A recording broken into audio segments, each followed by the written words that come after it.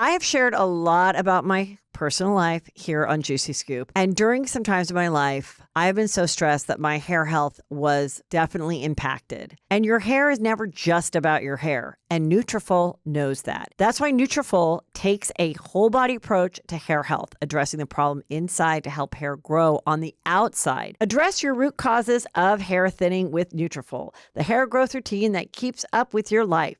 For a limited time, Nutrafol is offering our Juicy Scoop listeners $10 off your first month subscription and free shipping when you go to Nutrafol.com and enter the promo code JuicyScoop. Nutrafol.com spelled Nutrafol.com, promo code JuicyScoop. That's Nutrafol.com, promo code JuicyScoop. So I just had the greatest weekend in Santa Barbara, and I felt so chic because I had my away luggage. As much as I love its looks, I prefer soft-side suitcases, and I always wished Away made one. Well, guess what? Now they do, and I love mine. The suitcase seriously looks better than any old-school soft-side suitcases I've seen, and it is designed to be lighter than others on the market. Softside comes in 4 of their best-selling sizes and tried and true colors. There is something for everyone in the lineup. 2 carry-on sizes, 2 check sizes, 4 colors, black, blue, gray, and pink, which is what I chose. Made from high-strength nylon, the bag is tear-resistant as well as weather-resistant. I love how light it is. I'm not that strong of a girl, so it makes it so easy to pick up my Away carry-on soft-side bag and put it above my seat so easily. I don't have to ask help from anybody. You got to check out the new soft-side luggage from Away. Head on over to awaytravel.com/juicyscoop.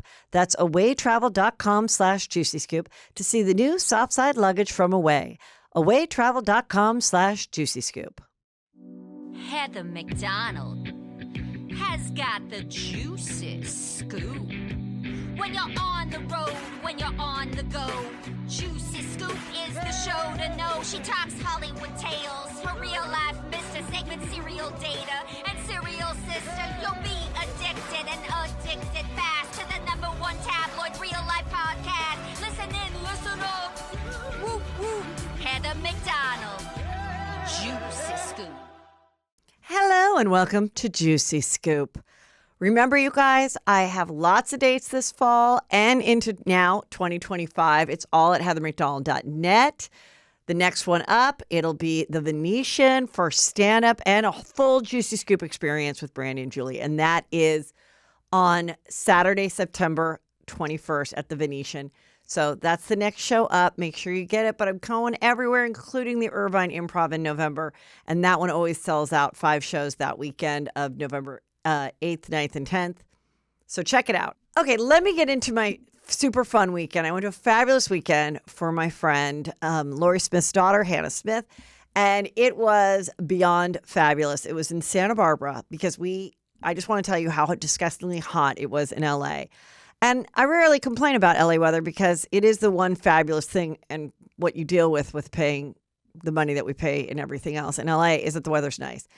But it is really gross and really hot and gross. So we got to go to Santa Barbara, which was absolutely lovely, like 30 degrees cooler. And nothing gets me more excited than when it's really hot like that. And then you get in your car and you see the temperature go down and down and down as you drive through California.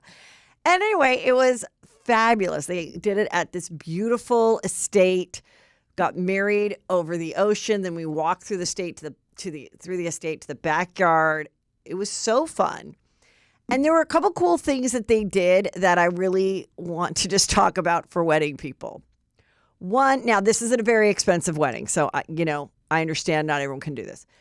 But one thing is they didn't have the recap day after brunch thing that a lot of people do. I did it, and it was kind of great, because it's like you partied hard. You don't want to get all cute. And we already said goodbye. We already had our fun. If you got too drunk, maybe you don't want to show up at that brunch and have someone be like, "Oh, you had a good time." And you're like, "I don't even fucking remember. Was there a cake? Who needs that?" But what they did that was so great is they had kind of a pre-cocktail party situation for anybody that was invited to the wedding to come after their rehearsal rehearsal dinner and rehearsing, and then they had their dinner for everyone who was like in the wedding. And then everybody else came and they had like pizza and open bar and everyone got to meet each other. So then when you see each other the next day, you've met all these people. It's not the first time. So it made the wedding so much more fun. And I just thought that was great. Also, I couldn't believe this, but the bride sang an original song that she wrote with her dad, and the dad played guitar, Danny Smith. And I couldn't believe it. It was so good. I told them that they have to make an original song. I mean, they have to record it because anybody could change like the words in between about your spouse in this wedding, in the song. It is anyway. So it was fabulous. And then we stayed at the beautiful Miramar Rosewood Hotel, which was just one of those places where you walk in and you just smell the wealth. I mean, I dressed like a classy lady. I prepared my outfit for what it's like to be a rich Santa Barbara woman. I loved every second of it. It's very pricey, but I finally made it, you guys, thanks to Juicy Scoop. So it was great. And here, Peter and I enjoying ourselves. Yes, I wore this dress before. I do wear things over and over again so that I can afford the Miramar and Rosewood on occasion. And I do my own hair and makeup. Also saves me a lot of money. Anyway, so fun. Okay. Now, this was juicy, okay? JLo went to the premiere of her movie, which was produced by Ben Affleck and Matt Damon's production company about a wrestler, and she plays the mother. She shows up in just the revenge dress. I mean, the body's always banging, but it was this like mirror ball sequence dress, full side cleavage, full ass cleavage. Like it was like she took two pieces of paper and then just did like a little ribbon. So all the side, the tiny waist, the start of the ass, but then this part was covered. So it was like class from the front, slut from the side. It looked amazing. And then there is a photo that Page Six shared of her sitting down, holding Matt Damon's hand, and having like an in-depth conversation. Ben Affleck did not go to this premiere. Matt Damon did. And what I think is so juicy about that is like, this is his best friend, his partner. She's known him from the first time they were engaged to this last one. And first of all, Matt Damon sounds and seems like a peach. He's been married forever. No one has a bad word to say about him. And he's a good friend. But it just, now it could have been that he took her hand and was like, Jennifer, you were so incredible in this movie. I knew that you would just kill it. It could have been that. It could have been nothing about Ben Affleck. But when you see something like this, it's like when you go to a party and you see someone that's connected to your ex or your ex best friend or whatever, and you kind of have that little like moment, maybe it's the first time, and you have the heart to heart and you're like, I mean, it could have been like, girl, I know what you've been through. I don't know why he just got up and left one day. I don't know what to tell you. He's a complicated dude, but let's just focus on how talented you are in this movie. Like you're going to get an Oscar. Who knows? And wouldn't it be great? Because I believe it's more of like a supporting role that she's doing in this movie, but it's getting buzz. And wouldn't that be great if she got like the worst year of her life also resulted in an Oscar in the next year? I don't know. Or an Oscar nod or something. So I feel like she's back on track with her side tits and her good movie and all that. So there you go. Vanderpump supposedly is filming a pilot with all new cast members. And this is coming from Bravo Breaking News, okay? And this was an article, I think, from TMZ. And so they're filming at the restaurant, all different people, hoping that some of those people will be well enough to have their own show. Maybe they'll merge them. Maybe they'll have two separate Vanderpump shows altogether and, bring back the original cast doing one thing, but then really have a new young cast that actually works at the restaurants, kind of the way the show started. Thought that was interesting. Our girl, Kristen Doty, originally from Vanderpump Rules, she's dated James Kennedy. She dated Tom Sandoval first, then James Kennedy, had an indiscretion with Jax Taylor, then had a couple other boyfriends and close engagements. She is happy she got engaged to her boyfriend, who is also featured on the show, and he's a normie from Colorado, now a reality star with her, so good for her.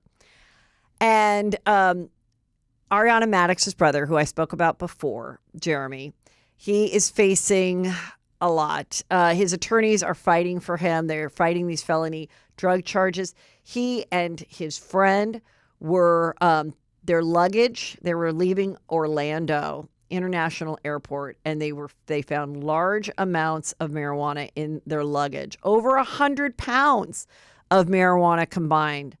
But he, is fighting this charge. He's on an $80,000 bond, but he could face anywhere between 3 and 30 years. So I guess maybe 3 is the minimum and 30 is the maximum. I'm not sure. But the mother is saying good things about him. His employer is like, he can still work here, and he has a fiance. And, I just want to bring this up because it's like Ariana got some kind of like shit, like in the talking of like, where's her brother? And she wasn't there for the brother's birthday, or she wasn't there when the brother and the fiance got engaged. I don't know. These are adult siblings, and she's got a lot going on, and maybe it was maybe there was a bunch of stuff we didn't know about it. Maybe this was one of them. Maybe she kind of felt he was involved in stuff that she didn't want to sign off on and didn't want to be a part of. And maybe she knew about it, but didn't want to like tell the mother. And maybe she tried to tell him and he did it. We don't know. But I mean, just sometimes when people judge that, why wasn't the person, just because she's become a big star, now she's not hanging out with her brother. It's not always what you think. As someone, who's shared a lot about my life and my adult sibling relationships, things change when you become adults. And then when one is a public figure, everyone always is so quick to judge that person aren't who they used to be. So anyway, whatever happens, I don't want to see anyone spend their whole life in prison or anything, but I'm just kind of thinking from her perspective, maybe that was a little more to it than just, than what we first were seeing when people were throwing him parties and stuff and she wasn't there and everyone was looking into it. Anna Delvey is on Dancing with the Stars. Sheena Shea is not. And a lot of people were like, how could they do this to Sheena again? Anna Delvey is, what? Why are you so poor? Why do you dress like that? You remember her, okay? And she was the one that was a total grifter. She lied about her childhood, lied about, where she was from, and acted like she was so rich and stole money from investors and made her friend pay for this big vacation in Morocco that the friend thought that she was being treated to, the whole thing. Anyway, she did time. They did the documentary about her, and now she's on Dancing with the Stars. But she is very pissed at Whoopi Goldberg because Whoopi Goldberg spoke about it on The View, and Whoopi said that ICE, because she's not American, allowed her to travel and be part of Dancing with the Stars. And Whoopi's like, would they let other people do that was in this situation, but Anna's responded saying that she didn't get any special treatment. And she explained that she finished her time in prison, was under house arrest for 3 years, and paid all the money back she owed the victims by March of 2022. So anyway, I didn't know that she did pay back all the money. So, good for her, I guess. So, it's Dancing with the Grifters this year. And of course, they love that she has an ankle bracelet still on. And I can't wait to see the dance that they do about her breaking out from bars or whatever. And then they're going to bedazzle the, the ankle. I can see it's like dancing the cha-cha-cha, Anna Delvey. And then they'll pan the camera just like on like a bedazzled, like get through that tan character shoe, and then just the bedazzled ankle bracelet, and then she'll be up and you know, she looks good. Her legs look nice. She looks good in the dress. So there you go with that. Armie Hammer. When's he going to be on Dancing with the Stars? He could use it because he was forced to sell his truck. He can't afford the gas. He said he did a video about it. This was about a week or two ago. No, it was a week ago, August 27th. Anyway, and, you know, since he's not working, since all the stuff happened with him being into cannibalism and writing weird texts to multiple girls.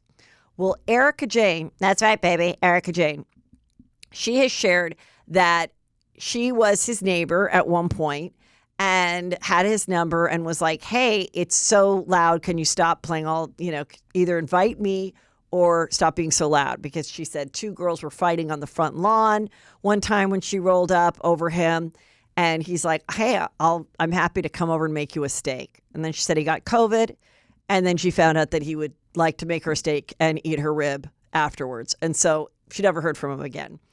But, you know, what will it take for him to come back? What do you guys think? I've said from the very beginning, I don't think this is the end for him. I definitely think he'll start acting again soon because I actually feel the documentary about this whole scandal actually made him seem less horrible than when it broke out on social media and we were just getting reading the text and all that other stuff. I think when we saw everybody sort of share, we were like, I don't know.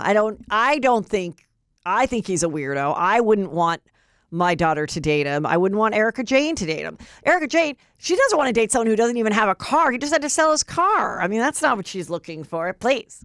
As with Mr. Girardi, I thought that man was going to be in my life forever. Thought I was going to hold his hand until he died. Well, look at me now. It's expensive to be me. So there you go.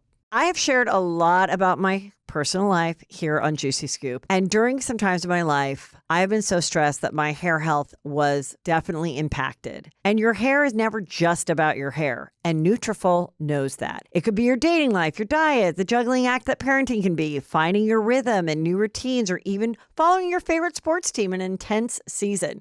It could be almost anything that has almost nothing to do with hair. That's why Nutrafol takes a whole body approach to hair health, addressing the problem inside to help hair grow on the outside. Physician formulated with 100% drug-free ingredients, Nutrafol's women hair growth supplements are clinically tested to multi-target key root causes of thinning, including stress, nutrition, and lifestyle. I love Nutrafol because it is giving hair growth and the routine is so simple. Purchase online, no prescription or doctor's visits required, free shipping and automated deliveries ensure you'll never miss a day. Address your root causes of hair thinning with Nutrafol, the hair growth routine that keeps up with your life. For a limited time, Nutrafol is offering our Juicy Scoop listeners $10 off your first month subscription and free shipping when you go to Nutrafol.com and enter the promo code Juicy Scoop.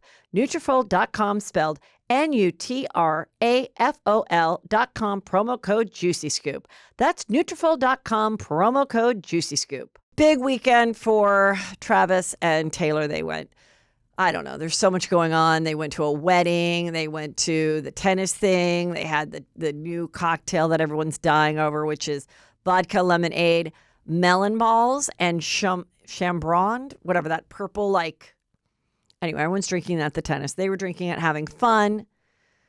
They're having a good time. A lot of people tried to say that she was in a fight with Brittany Mahoney because they weren't in the same suites watching the game, but it's because they each have their own suite, because then they went to the tennis together and they were asshole buddies again. So there you go.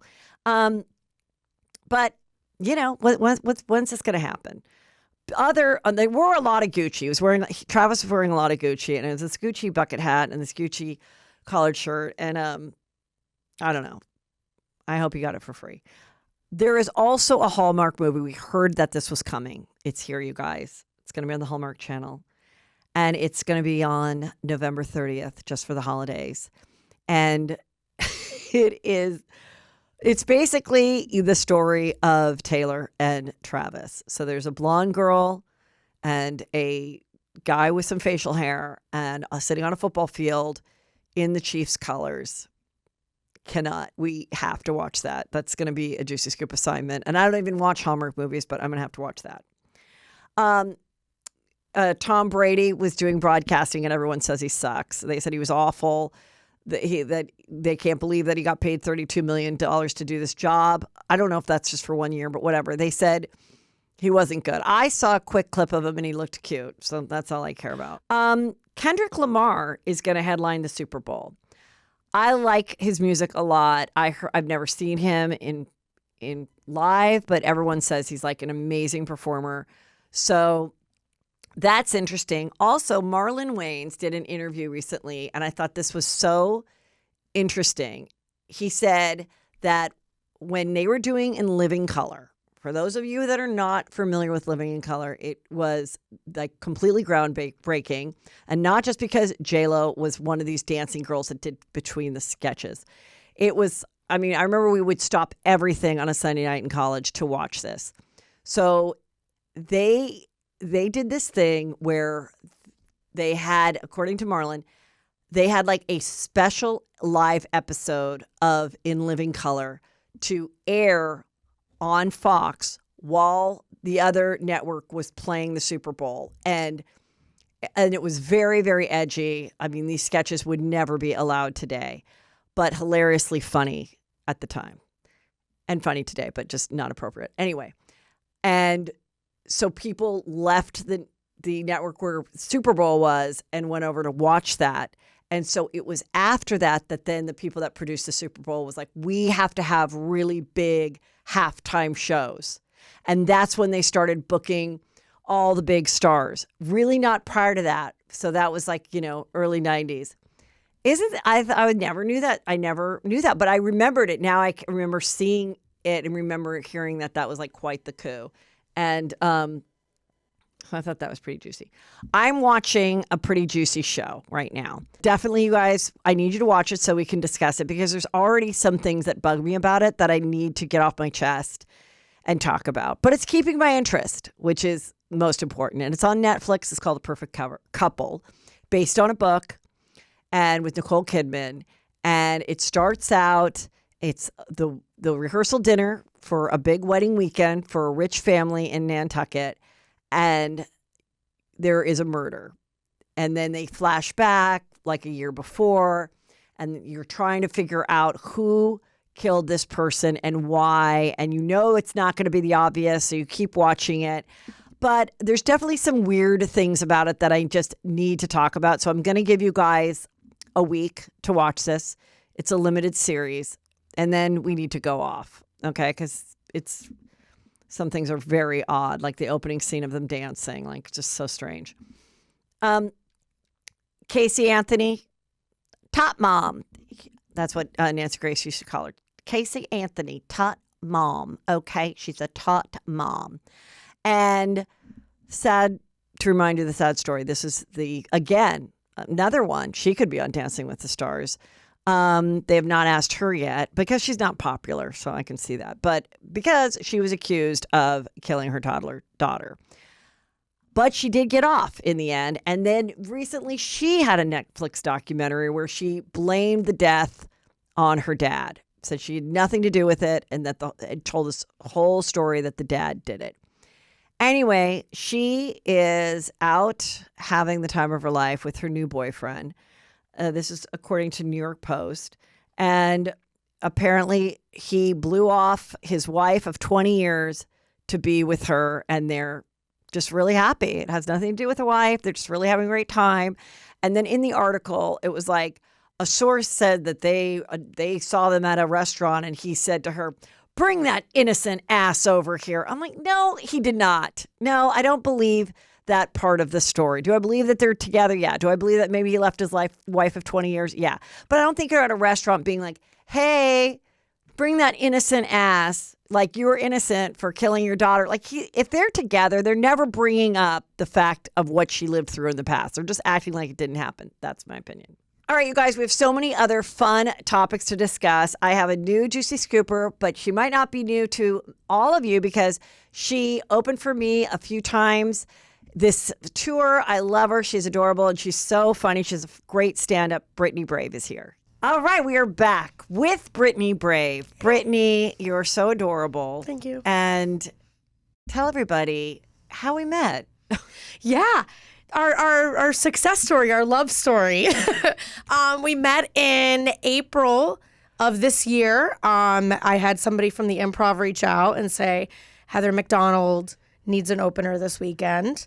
I actually was going to ask them to be able to open for you. Oh, really? I didn't know that. Yeah. I was like, and then I think there was like a miscommunication where one of the GMs of the Improv said, I thought she wanted a male opener, or didn't want a female opener, or like, because I know everyone has like specifics for who they want to open for them. And I said, oh, okay. And then literally 2 days later, like one of the heads of the Improv was like, Heather needs an opener. And I was like, absolutely. And it was an interesting weekend for me too, because I just quit my radio job.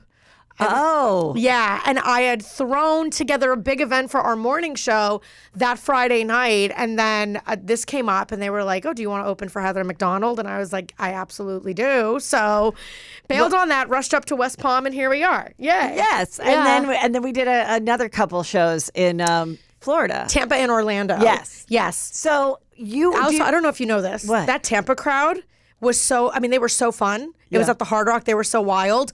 A woman in the crowd was laughing so hard during both of our sets, and I think very drunk. Somebody told me that she walked in with 2 drinks. Okay. And she threw up into her drinks because she was both drunk and I guess having such a good time during our sets.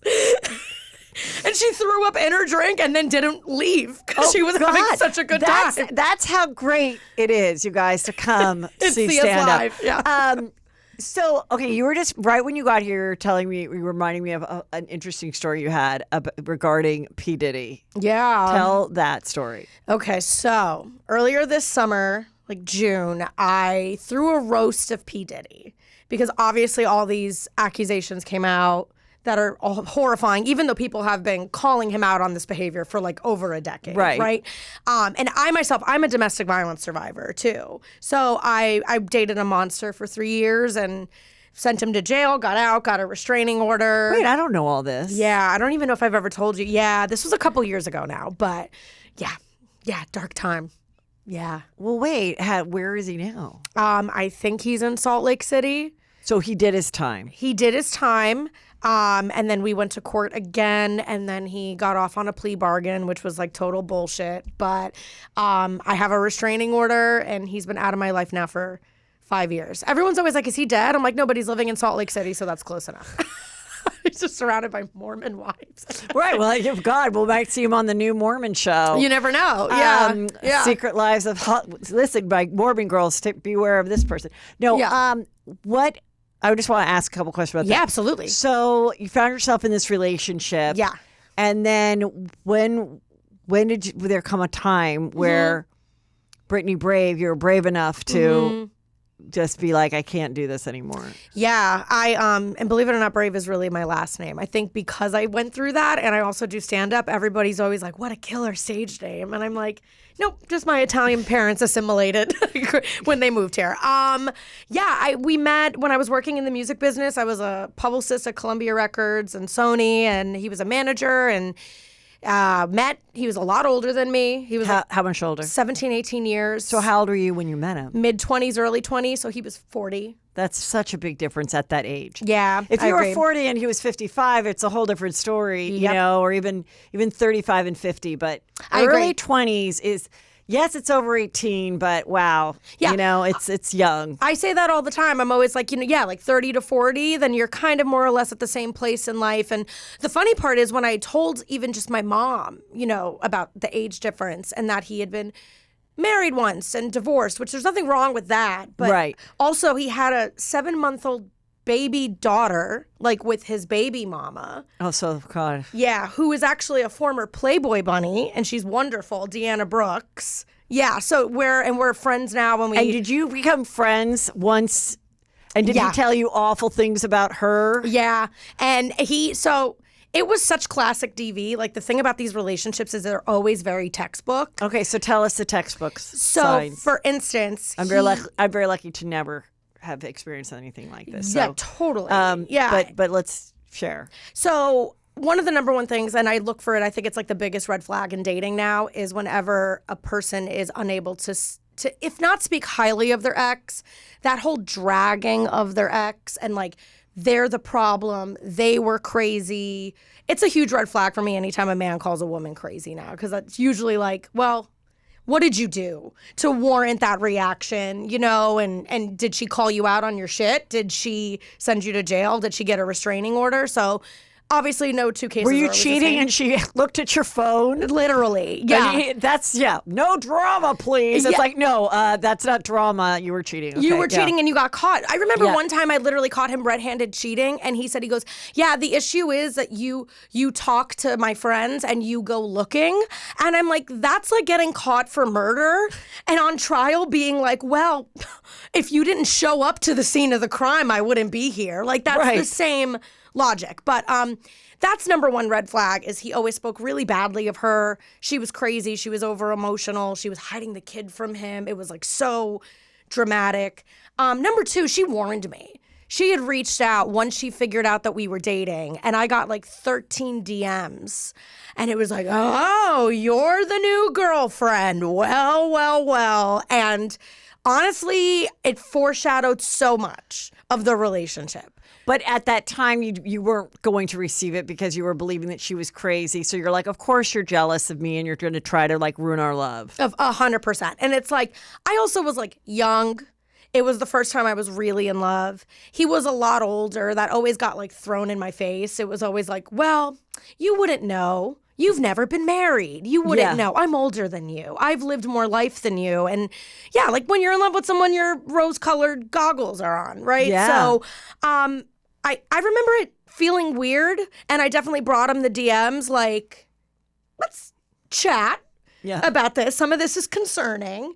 And he was like, she's fucking crazy and this and that. And but the thing is, like, you can't hide. You can only hide that behavior and that toxicity for so long. And literally, he was moved into my apartment before I... So wait, the rich older guy, but he moves in with you? Oh, he wasn't rich.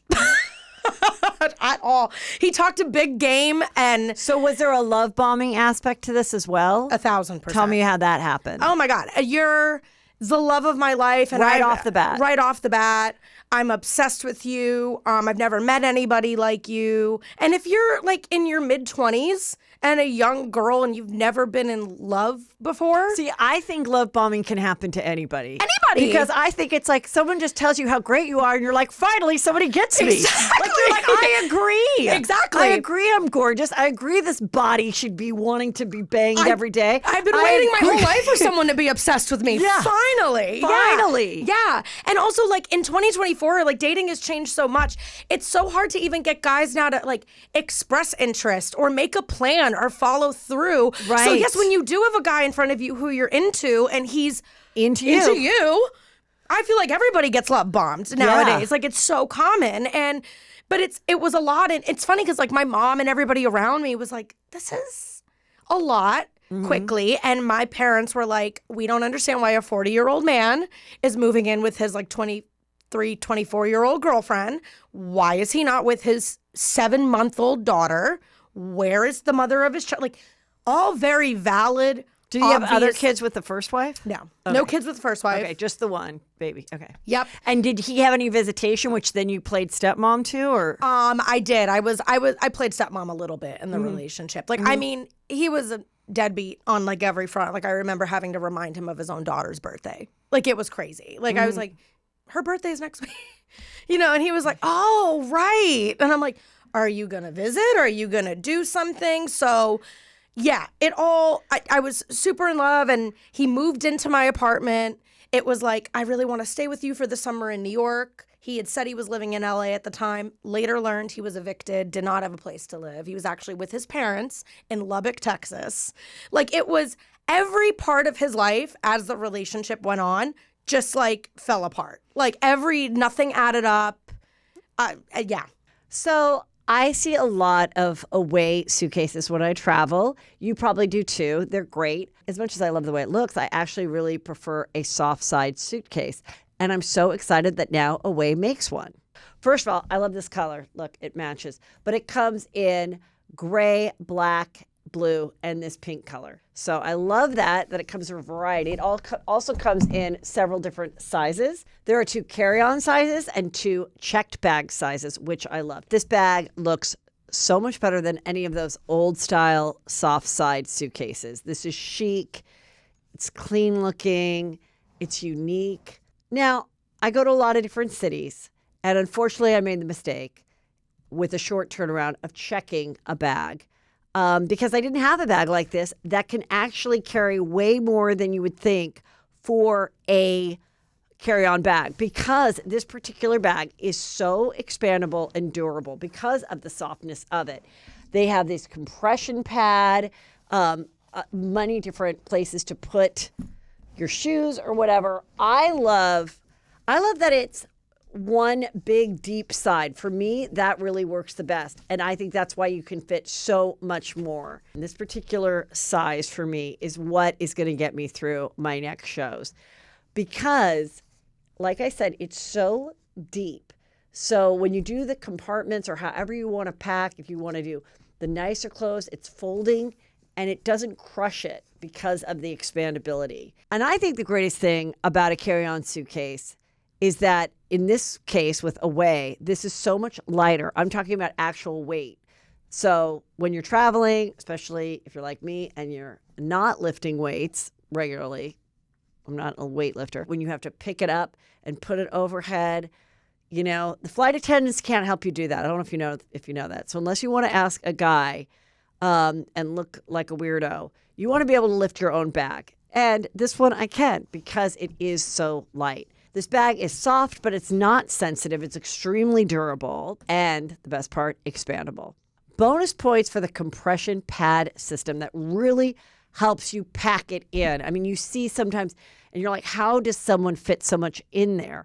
Well, you don't have to be an expert packer when you have this bag. I mean, it really works. It just compresses it because they have this special system. And the anti-tipping stabilizer keeps it standing. It does not tip over. It's sturdy. Both the compression pad system and the anti-tipping stabilizer are proprietary to Away. You've got to check out the new soft side luggage from Away. Head over to awaytravel.com/juicyscoop. That's awaytravel.com/juicyscoop to see the new soft side luggage from Away. awaytravel.com/juicyscoop. When did it turn to a violent situation?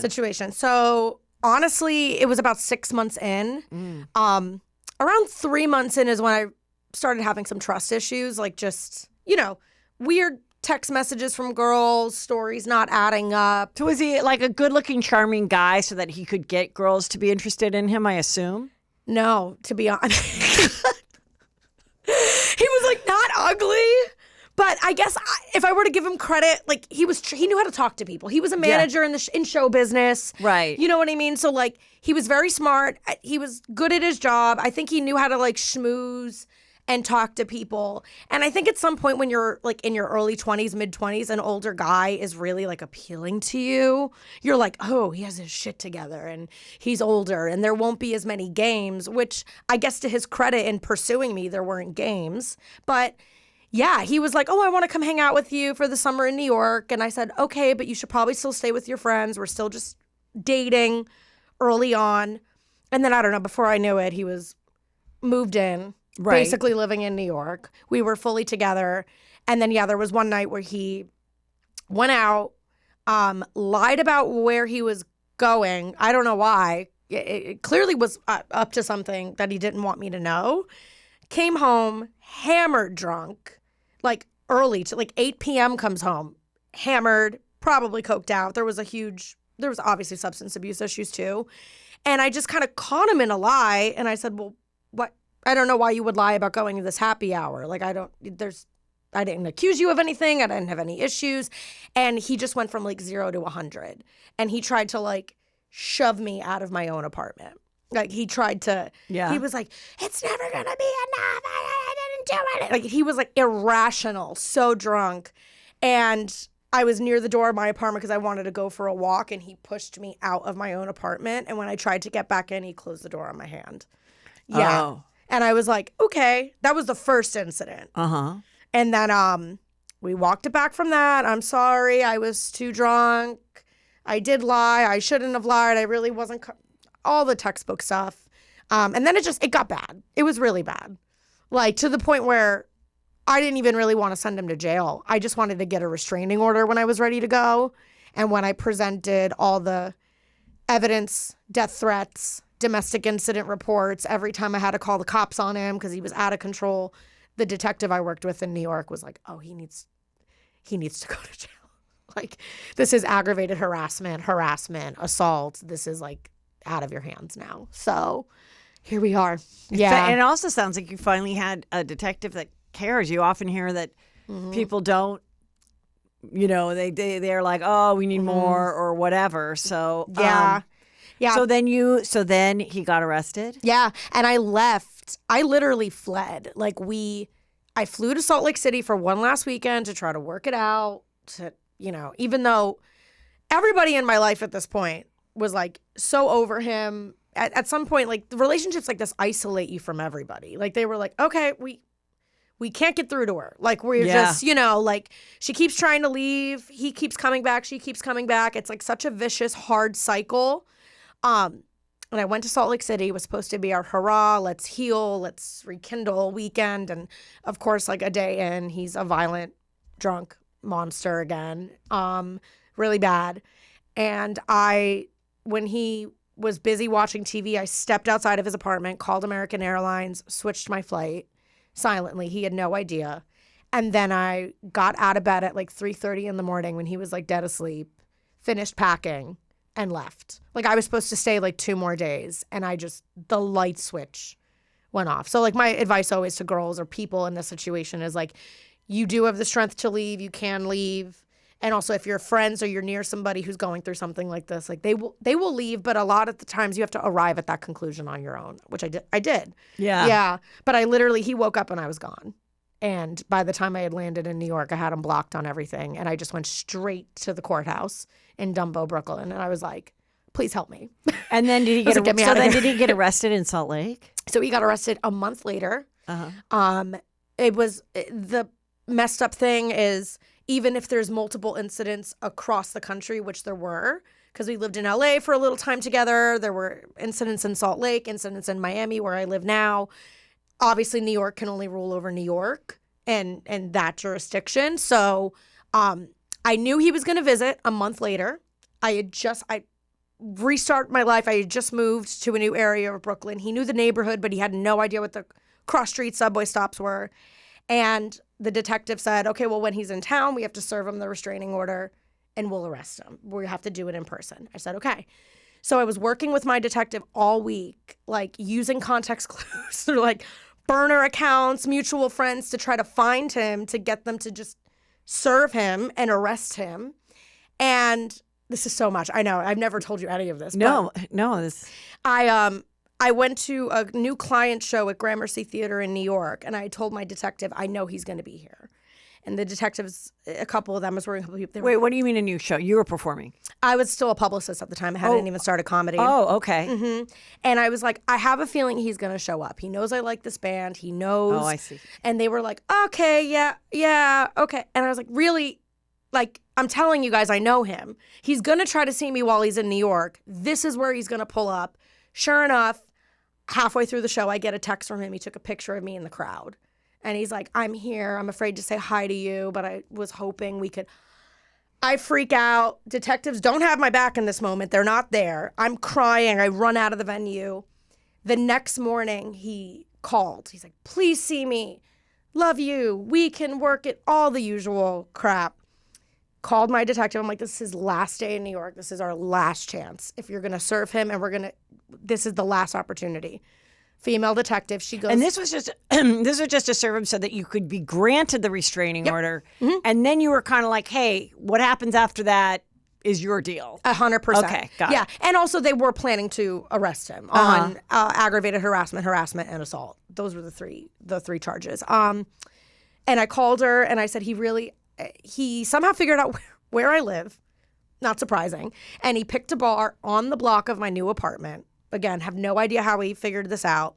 And he said, please just come meet me for a drink. Please just talk to me. And the detective said, text him right now and tell him, sure, I'll meet you. Give me 20 minutes. And I told him that, and he said, okay. And then instead of me meeting him at the bar, it was 2 women, too. 2 women who walked up to him and were like, close your tab. And he was like, what's happening? And they were like, what's happening is you're under arrest. And arrested him at the bar, served him the restraining order, and here we are. So he thought his juicy, right? His girlfriend / victim turned survivor / detective was going to meet him, forgive him, and fall in love again. And instead, he spent the night in jail. Yeah, and he was in jail for a couple weeks because it wasn't actually the first time that he had gone to jail because I had to call the cops because of a terrible incident. And he blew through everybody in his life that he could have called for bail money. Like he had nobody left. Wow. He isolated, he's a crappy person. He isolated his clients, his friends, everybody. He had nobody left. Yeah, it was, and it's a mix of emotions too because it's like empowering, freeing. Oh my God, I finally did it. Like that's why I was so anxious that week and working so closely with the detectives to get this stuff locked in and arrest him and give him the order. Because I was like, finally, for the first time in 3 years, I saw the light and I was really ready to leave. And I'm like, please, like, end this for me while I feel strong enough to get out of this, right? And then, he eventually got bailed out of jail. And then we went back to court 3 months later. And he got off on a plea bargain. He basically pled guilty to like one of the charges. And he did anger management, some fines, some community service, all that kind of stuff. But yeah, I currently have a restraining order. So he can't come near me. So, and he is not tried or violent. He is not tried. Okay. Thank God. I will say that he is not tried. I think I've truly scared him finally. Yeah. Good. Yeah. You should be on that. There's a new show on Netflix, The Worst Ex Ever or something. I should be on. I've seen a couple. I've seen a couple. They're like little documentary 1-episode segments. And I would love if they need a new host. I'm here. It's not a host. They can do your story though. Maybe. I would love to. Yeah. Okay, so now getting back to now you're doing stand up. Yes. You've been doing it for how long? 4.5 years, something like that. So did you start the stand up after this chapter of your life ended? I did, because the first couple of things I really wanted to joke about were like the first jokes I wrote are like really dark and about this experience, and like I would tell my friends and they'd be crying laughing. And what is it? Can you tell everyone now? Oh yeah, I have like one of my jokes is like I sent him to jail. And I was like, the judge was like 25 to life. And my first thought was, oh my God, he's finally so committed. Like, just like, it's just like, and I'm like, I got to see him in handcuffs and I was like, oh, to think you were the one that never wanted this to get serious. Like certain things like that. And I talk about how like I'm a rescue dog now because of that relationship. And I had a really funny story when I was trying to get my restraining order. I was sitting next to a girl, deep Brooklyn. We were at like family court. And she was like, why are you here? And she's like a very like Brooklyn girl. Yeah. Like really, like she's like, why are you here? And I was like, my boyfriend like hit me and he's kind of crazy. So I'm trying to get a restraining order to end this. And she's like, okay. I go, why are you here? And she was like, I need to get a restraining order against my man and his new girl. Because I'm pissed he moved on and I don't like her. So if I get a restraining order against them, then they grant it to me and I can fuck them up and nobody can do nothing. And I'm in my head, I'm like, I don't think that's how. And then you're like, and this is why sometimes the detectives will say, we need more, ma'am. Because there's people like that. Yeah. I was like, you go, girl. But like so funny, like such a New York girl, because she immediately had my back. She's like, does he live in New York? And I was like, nobody comes here a lot for work. She was like, if I see him, I'm going to fuck him up. She was like, I'll find him. I'll kill him. I will. And it was so funny because poor thing walks in the courthouse and then walks out and looks at me. And she goes, ugh, they didn't give it to me. Ugh. Well, that's the other thing that people also need to realize is if you are granted a restraining order, it is very hard for all these reasons. And, it is. You know, if you're the person that is where they're trying to get it against you, you don't want it because it is on your record. It will show up on things. So that's why other people will fight it. And it is a big deal. So it is. And it's also too, like if you're the one who, and this is where it's twisted, if you request the restraining order and it's given to you, that person can't come near you, but you can choose to break it at any point, which it honestly with domestic violence happens a lot because it's such a vicious cycle. Right. And there's so many mind games and there's vulnerability and you're not in your obviously best physical and mental state when you're with somebody for that long. But then obviously if you break your own restraining order that you got, that's obviously going to work against you should something else happen. It's very, I mean, one time when I went in to go renew it, I got told no. Because the first time I had a female judge and she effortlessly granted it and like rolled her eyes at everything he said in court. Like the usual, like, well, she provoked me. Well, she's crazy. And she was such a badass. She was like, oh, okay. Like, but the next time I had a male judge and he was like, well, I don't know. He's been on his best behavior. He didn't break the restraining order. And I'm like, I understand that, but I also want to like keep it in place because I like to continue living my life free of his presence. And I had to really contest it for a couple months and stuff. So it's crazy. So you have it, and you have it for how much longer now? It's indefinite now. Oh, okay, great. Yeah, like That's I'm fine great. now. But I Okay. had to like, and I could have also like pursued bigger charges and one of my DV advocates really like wanted me to. But then I spoke to somebody else and they were like, listen, you do have a case. Like there's a lot of things that you could also address and press charges. And if you really want to like send him to jail forever, like you have a case, but they're like also consider what you're putting yourself through. Right, exactly. And like you're probably ready to move on, right? Yeah. And I'm like, yeah. And they're like, probably just like take your restraining order. It'll keep him away from you and just try to start a new chapter. Yeah. Instead of like put yourself through the ringer again. But, Right, exactly. Yeah, I started comedy after that. I did. Yeah, trauma. That's why everyone goes trauma. I go, yeah, that's really what led me to stand up specifically. So yeah. Well, comedy is tragedy plus time. I'm saying. Yeah. Now, when you first started the story, you were saying you did Yes. a comedic roast, or what Yeah. was this about? It was a roast of P. Diddy. So that story I hope gives like that kind of context because Okay. obviously I'm really passionate about DV and helping survivors and victims. And I was really upset about all the stuff coming out about P. Diddy. And I think I was even more upset about like some of my friends' reactions. Like people I considered friends being like, well, we don't know if he's guilty. Right. And I'm like, did you see the hotel footage? Like, I don't know. And it was Yeah. just upsetting for me given what I went through. Right. So I was like, I just want to roast his ass. I want to get a bunch of comics and I just want to like write jokes. All the tickets will go to charity, the National Domestic Violence Hotline.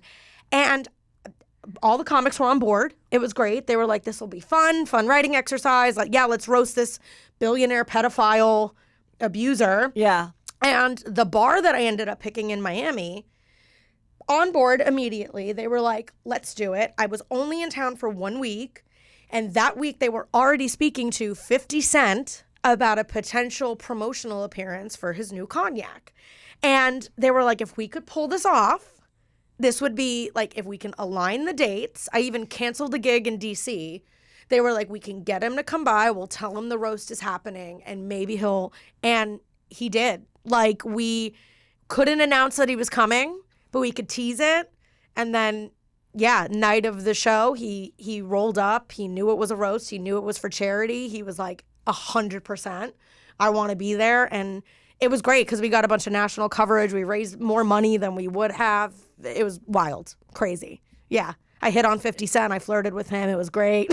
I've hung out with 50 sweet. too. He's sweet. Yes, we hung out for a few weeks because he was dating Chelsea. I remember that. And Yeah. he was totally a nice delight. Yeah. That's all I can say. He's so nice. And Yeah. like he was like so nice to the comics, like especially once he learned about the cause Yeah. and stuff. He was like 100%. I mean, he's also like a famed Diddy hater. So Yes. I'm sure the petty side of him was like, yeah. Yeah. Yeah. But also he was like, this is a great cause. Absolutely.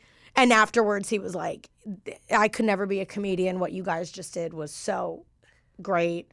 And then I got someone from his team's number and they were like, he wants to party with you. And I was like, ah! But yeah, anyways, nothing happened. But I wish it did. I should have. But anyway. Okay, well, I want to tell you about this book called There Is No Ethan. This is from the New York Post. It's based on a true story. Okay. So I actually, this story is just fascinating. So these three women found each other because they realized they were all being catfished by this guy named Ethan. So it was an Ethan. Ethan was actually a female gynecologist Oh. who, when she's not working as a medical doctor, did this for fun. Would create, whatever, a stock photo of some guy or something. Yeah. And went on dating sites. Yeah. Met the women and never did FaceTime or maybe never talked on the phone, which I always think that's weird. Like, how long do you go? And I've never experienced, apps and stuff like that. I don't really use them. But how long would you go solely texting? Yeah. In a relationship before you're like, hey, either we get on the phone or your face. So, yeah. So, but she did, I haven't read the book, but she did waste these girls' times, these women's times. And they let the hospital know. Yeah. And everything. And they're like, well, we looked into it and it was 10 years ago. And we think that, she's done really well and it's fun. And I'm like, and the thing about this is I listened to this this great long podcast about it. It's from the podcast called Something Was Wrong. And it was like several episodes in it. And it was about and it was about a girl that pretended to she would present herself as a guy online. Yeah. And just lead women on? And then would become physical friends with the girl. Oh, wow. And sometimes there were several girls, and sometimes she would do it she'd become their roommate. Yeah. And the whole time, she's also catfishing them. She would be like in the bed next to them watching a movie just as friends. Yeah. They were like, is she a lesbian? What? And she'd be texting them back as the guy. And the thing is that both that story and this is that she would that these women that present to be guys to a girl who thinks they're in a straight relationship with someone, they create all this drama. They're like, never mind, you clearly don't want me. They both faked cancer. Oh my God. Cancer, like being ill. And then these girls are like, well, I can't leave him now. Sometimes there's different characters that they'll play. So then they also are suddenly friends with the fake boyfriend's cousin. Yeah. It's all the person. And it's all this one person who's doing it. And it's a girl. But in both of these cases, in both of the cases, when the victims tried to get police involved, it isn't really a crime. Because unless they tried to extort money from you. Sure. Or harm you. Which they didn't. They just wasted your time. It was just a full-blown emotional cyber abuse. Yeah. And faking who they are. In the case of the story from the podcast, there was a guy and he's like, oh my God, because then somebody found his face and he's like, she's doing this again. Oh wow. She's used my face before to fake out women. That's not a crime though? Like using somebody else's likeness and image? Like that's got to be the one thing that, right? Right. There's something a little bit there, but still it's just a very, sometimes these crimes, my sister's a criminal defense attorney. She's like, so many of these things, we're not caught up yet with what's happening. So there isn't law precedence for, it's like. Sure. And they're just kind of like, can you just change your number? Can you just block this? And then. Totally. But then the victims are like, yeah, but she has a sickness. Yeah. She's done this now to 4 other women. Yeah. And so that this woman has a book out and this is the doctor. That's insane. So she's professionally a gynecologist. A female doctor for female body parts. So you're saying to me she makes great money. She's a professional gynecologist day in and day out. She's interacting with women already in arguably one of the most vulnerable settings. Yeah, that's not enough. I also want to and the joy mentally ruin them. That's crazy. And what I think is so crazy that it's a woman is when you've seen this happen before. Yeah. With men pretending to be successful or getting women to fall in love with them as a game, or even with regular grifter people that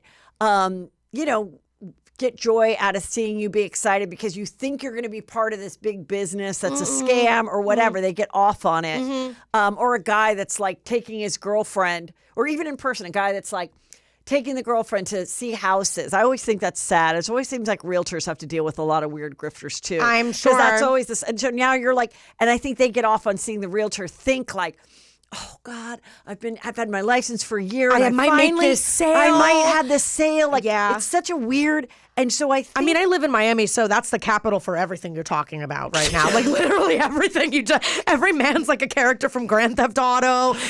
Everybody's trying to sell you on a business plan, and then you're like, so what is it you do? And they're like, I'm just out here grinding, connecting the dots. And you're like, this isn't, all of a sudden all the money in your account's wired out. So I get it. I'm around it. I'm constantly dodging it in Miami all the time. but I find whether it's a man or a woman, but more intriguing that it's a woman. To just, so you end your hard day of being a medical doctor, and then you're like getting in weird text fights with this with an attractive woman who thinks this might be her boyfriend. Like, she makes him.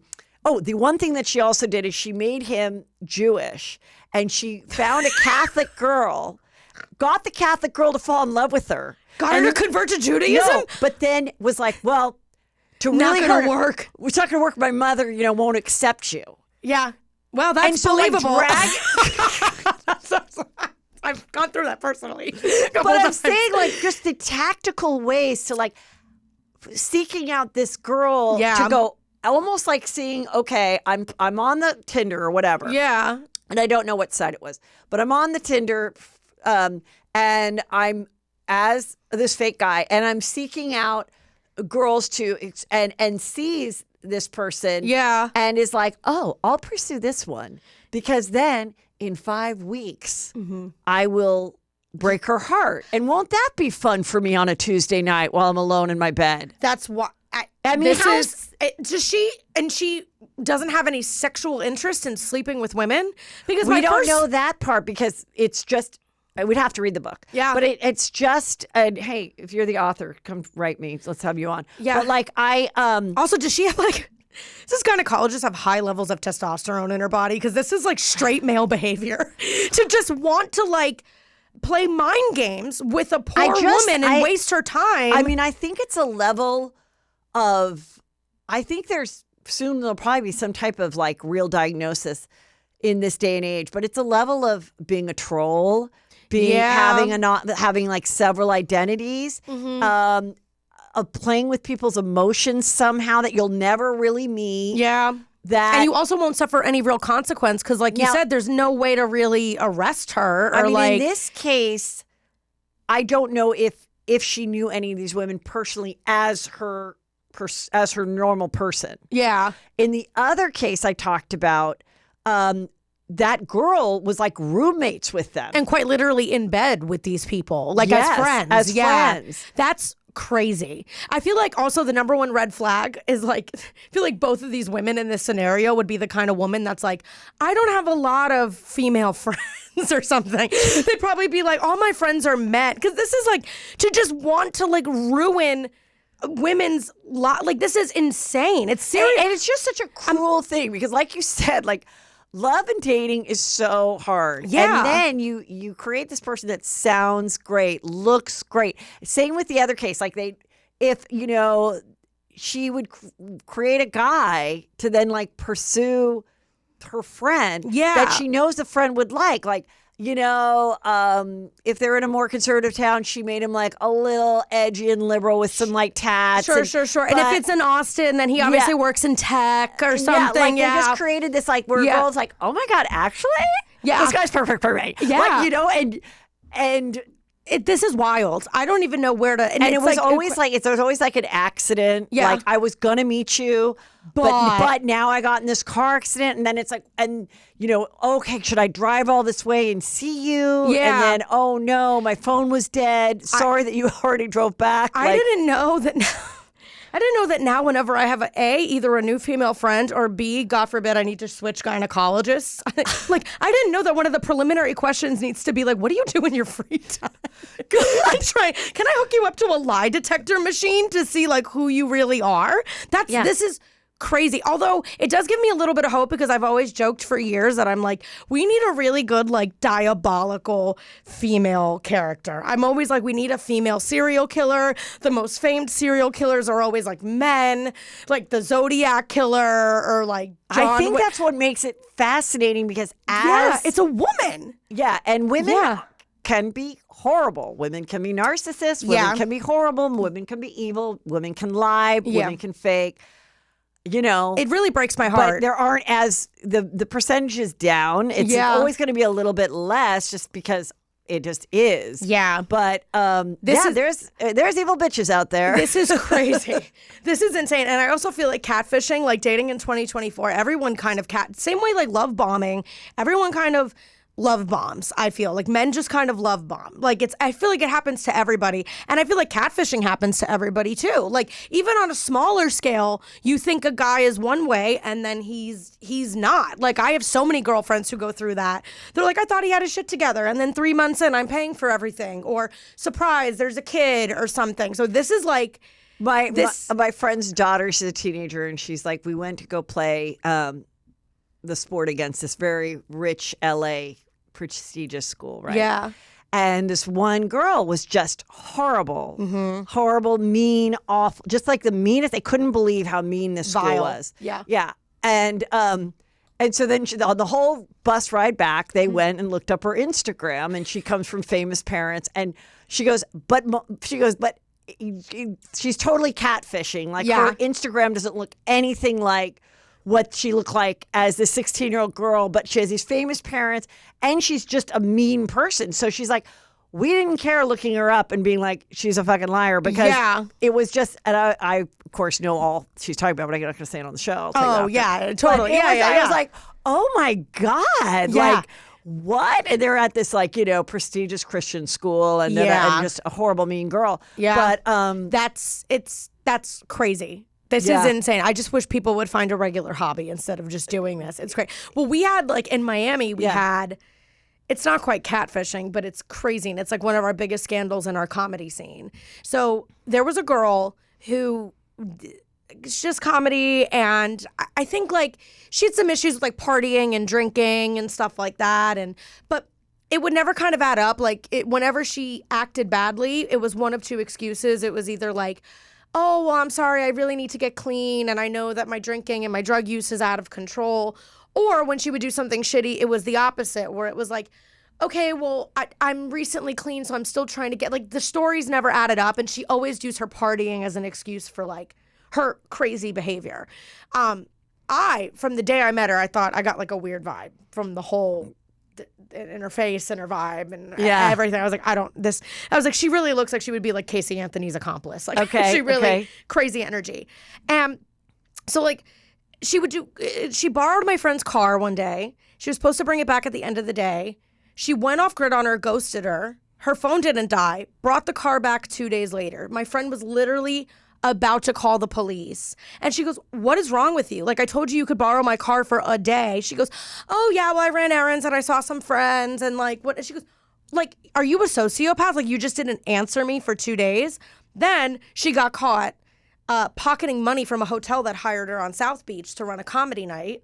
She was getting like thousands of dollars. None of the comics got paid. And this girl's a stand-up too. Sort was like producing a night of stand-up. Producing at a night club of stand-up. At a restaurant. Yeah. Okay, got it. And a bunch of the comedians called the hotel, and they were like, we never got paid. And they're like, what are you talking about? Like, we give her like $3,000 a month. Like, and they were like, are you... First off, she's only giving me $100. They were like, second, like, what? So pocketed all the money. And then we turn on our local news in Miami. There's a guy... old guy. He's had a column forever, and it's called Help Me Howard. Okay. And it's when crazy crap like this happens that's like not quite illegal, or it is, but you're not getting an answer and you just need to get to the bottom of it. And this girl is on Help Me Howard. She was house sitting for somebody, and when they came home, she had stolen a bunch of their jewelry, a bunch of their items, including an urn that had the woman's dead 1-month-old's ashes inside, and she threw the ashes out to keep the urn. Because I guess the urn was fancy and like worth money, and then brought it to a pawn shop. And luckily, the hero in this story was the man who ran the pawn shop, and was like, "This is weird." Like when people walk in with like, a Tiffany necklace, an urn, that has like remaining baby ashes in it, like random things. And then, like she got like put and like the craziest part about it is like she's taken no accountability and she's like, I was framed. Like literally like the whole situation. Wait, did she ever get arrested or anything? I think she ended up getting arrested at one point and going to jail for like a little bit, but even still, like she still to this day will be like, is she still in Miami? Still in Miami. I would think that she would go somewhere else. You would think she'd relocate, Like but be the grifter that goes somewhere else and starts a whole new thing. No, she literally was on the local news and all of us were like, we knew it. We knew she was like super sketchy and a fraud. And then like that night she was showing up to open mics with like a White Claw in her hand. And we were like, what? Next she'll be on Dancing with the Stars. Well, next she'll be framed for catfishing her friends or something. Yeah, but like I just think it's like insane. Like people can live like these double lives. Like, I mean, I lived it in my relationship. Like when I left him, I had to pull a background check on him. And he always said that he moved around a lot because he was a tour manager and he worked in music and he would relocate and whatever. Absolutely not. He was literally running from the law for years, Heather. Like, and I saw it on his background check. So like, the world is weird. Everyone's a con artist. Did you hear about the artist. Risa Tisa thing? Mm-mm. Risa Tisa was this woman, and she did a 50-part, 10-minute series on TikTok about her horrible man that she was either married to. Yeah.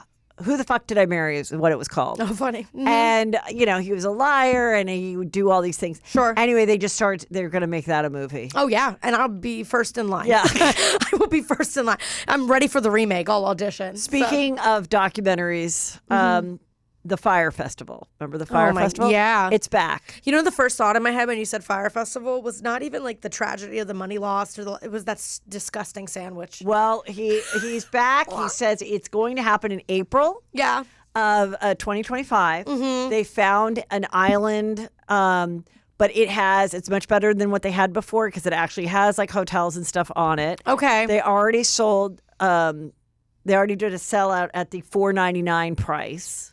Yeah. So for the tour, they don't know who they're doing it. But he goes, I have a real company that's doing it. Okay. I'm working towards paying back the $25 million restitution. Okay. And he's like, people probably want to come because even if it is a disaster, then they just want to see. Then they want to be in the front lines of the disaster with the TikTok going viral of the cheese sandwiches. He goes, we will have cheese sandwiches, but they'll be like really gourmet and delicious.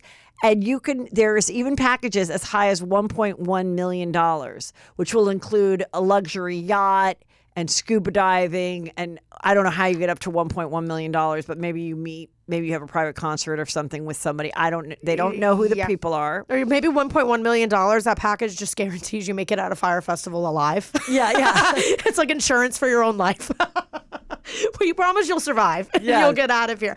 I will say this. If anybody who goes to Fyre Festival too, if anything goes wrong in their experience, I don't want to hear about it. Like, you're a glutton for punishment if you go back to this. I cannot imagine that they figured it all out. Like, something is going to go wrong at this festival. Not to be a pessimist, but right. I don't know. Yeah. I mean, he'll probably be on Dancing with the Stars next year. Sure. Because he looks pretty cute. He thinned out. He looks a lot cuter than he did before. Mm-hmm. And, but yeah, all this stuff, it's just like, well, yeah, I could see why someone would go, let's go. Yeah. Especially if they're big influencers. We'll document the whole thing. Yeah. If it's a total great delight, great. Yeah. And if it's a disaster, then great. Yeah. So I think that's kind of the plan. I'm hoping it's a disaster, selfishly. Yeah. I really am, just for the material. I am, absolutely. Well, and I think it's talk about leaning in to whatever happened. I guess they're leaning into it. They're accepting that it was an absolute disaster, absolute shit show a couple years ago. But it's how, I don't even, and the funny part is in my head, if you were going to make a comeback with a festival like this, you wouldn't you want to ease into it a little bit? Wouldn't you want to not be immediately lavish with $1.1 million packages? I would be how about you just confirm a lineup? How about you just get hotels locked in? You know what? Let's ease back into Fyre Festival. I think whenever there's something celebrity driven, I think there is an element of international people that have so much money from whatever country that they're I'll go. Yeah. I'll go for the 1 million or whatever. I guess that's true. Disposable why not income. try it? If we get someone, then we'll just charter the yacht and we'll keep 50% or whatever it is. Yeah, that's something to consider. Make sure you're wealthy enough if you're going to go to Fyre Festival to get yourself out of Fyre Festival as well. Yes. Make sure you have enough money for a contingency plan on your own. Yeah. I always feel that way about, have you ever been to Burning Man? Oh my gosh. I just talked about Burning Man because I'm just fascinated by who would ever want to go. I don't know. How much money is it expensive to go? I mean, I assume it's pricey enough. It's pricey because I think it's so much effort in what you have to bring and set up and everything. Yeah. And then there's like different levels of where you can have it more luxury, and people say, no, you don't understand. Now it's like you can just show up and you can pay for the camp to be set up, and there's caterers and all this other stuff. I saw they had like a comedy club, like a pop-up comedy club this year too. I think it's just about like being on psychedelic drugs and stuff. I don't know what the appeal is. I don't either. It looks like a bunch of really, really rich people spent a lot of money to go learn how to be a good person. I know a really, really rich person who went. Yeah. And I saw then when she got back and put away all of her Mad Max outfits and stuff, it's so big. It's like the size of a whole closet. So she had to bring all that stuff. Yeah. For all the outfits. Yeah. And then also they had the nice homes and they had the luxury whatever. But then part of the bartering was that she had to be like a housekeeper. Oh, in order to stay in her luxury home? I don't know. I don't know. I love that. I love that someone that rich spent that much money to be like, let's see how the other half lives. I was like, she and her husband, I'm like, I just wonder, is either of them ever going to turn to the other and be like, can we not next year? Like, are you really both 100% on the same page year after year after year of doing this? Yeah, I don't know. I know people that have gone for like 20 years straight. I think that either you go 20 years straight. Or you just do it once and then that's it. Yes. I don't think there's anyone that's like, I did it for 3 and I'm good. Yeah. No, I think it's a lifetime commitment. I'm never not going to go. Yeah. And because it looked like I did see kind of a lot of older people there now I that have did probably too. been going for 25 years. Or you went once and you never again. And that's it. I could rationalize going to Fyre Festival a second time before I could rationalize going to Burning Man a second time. Because at least Fyre Festival, I want to see what happened. And there's like a beach. And there's a beach, and I want to be a part of history, even if it's lopsided. Yeah. But like Burning Man, it's just insane to me because I feel like everybody who's gone to Burning Man comes back and they're like, no, like you don't understand. It's groundbreaking.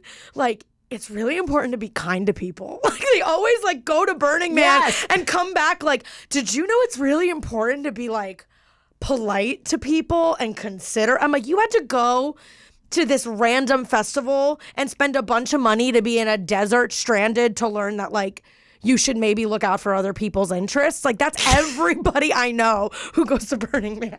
Like you could have learned that just with your neighbor, but okay. But yeah, I have no desire, but I was the same way with Bonnaroo. Like I have a bunch Bonnaroo? Bonnaroo's the one they do in Nashville. That's kind of like, I feel like it's like Burning Man light. Okay. Not really. It's not as, you don't barter and it's obviously. But there's music though. There's music, there's comedy. It's very hippie-like. It's maybe not Nashville, maybe like right outside of Nashville. But even Burning Man alone, I was like, ugh, I'm not gonna, like, it looks like I'm roughing it. Like, and I don't camp, I glamp, and I don't even glamp. You know what I mean? Yeah. Like, I was like, oh, like, my chosen festival would be like Lollapalooza in Chicago. Like, that one's like nice and has its shit together and whatever. But Burning Man feels like Bonnaroo on crack. If I feel like the hotel I'm going to might require me to bring my own hairdryer, that's about as camping as I go. I literally threw a fit at my hotel in Hollywood 2 days ago because I was like, the lights aren't working. Like, I know. I just started packing my own mirror. Yeah. And I'm like, why haven't I done this before? Yeah. I won't even go to a dive bar. Like my friends are like, come on, let's just go grab a drink. And if I walk in and the lights are too low and they don't have dry vermouth for my martini and it smells like plumbing, I'm like, this is abhorrent. I need to leave immediately. Like I need to go to lounges and martini bars. So like I'd be on day 2 of Burning Man and I would be like, just let me die. Yeah. Like just like let me like, I'd be like, I hate this. So yeah. Real quick before we close it up. Yeah. This was from People Magazine. This has gone viral. This was an obituary that this girl posted. Oh, whoa. For her mother.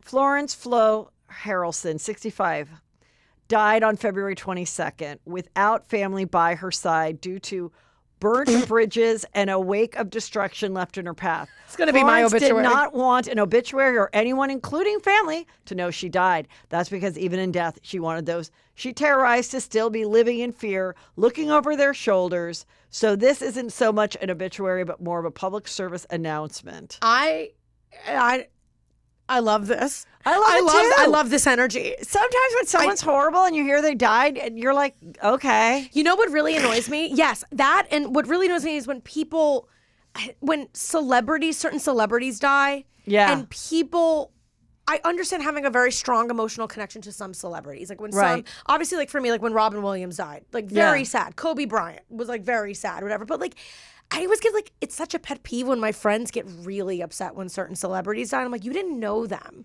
Like, you don't know if they're shitty. You didn't know, like, don't act like your world is crashing around you. You didn't just lose your brunch partner. You know what I mean? Like, it's okay. Like, it's the same thing. Like, it's like when did the Diddy stuff. I was like, let his career die. He's a billionaire pedophile or whatever. Yeah. But this reminds me of like, didn't Shannon Doherty, before she passed, she had a list of people she didn't want at her funeral? Yes. I loved that. I was like, I don't want people who treated me shitty, cheated on me, lied to me, were not good friends, whatever, talk crap about me. I don't want them showing up when I'm passing into the afterlife. They can like network at my funeral. Absolutely not. Yeah. Like, I'm like, don't compare your respects. If you couldn't respect me when I was alive, don't respect me when I'm dead in a casket. Like, you know what I mean? Like, so I love this. And honestly, the energy of her headshot's incredible as well, too. It's like, I honestly thought that was Richard Simmons for 2 seconds, which is terrible of me to say, but that's what I thought for 2 seconds. Yes.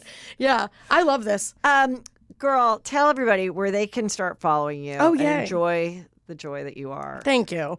Brittany Brave at Brittany Brave, BRITTANY Brave on everything.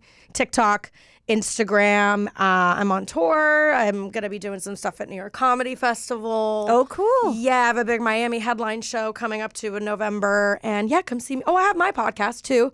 I have a podcast. It's called Big Yikes. It's brand new. Great. And it's I get cool people to come on and admit their big yikes moment, meaning whenever they messed up or fell flat on their face or how to say sorry or all that kind of stuff. So, I love that. Yay. Thank you for having me. Thank you. Yay. You're adorable and you're so funny. Thank you. And I know we'll work again You're soon one on of my stage. favorite people to work with. Oh. You're not I only... did not pay her to say that, you guys. No, she did not. Heather, it's so rare as a younger comedian to like get to work with somebody who's not only like phenomenal and hilarious and so successful, but like so kind.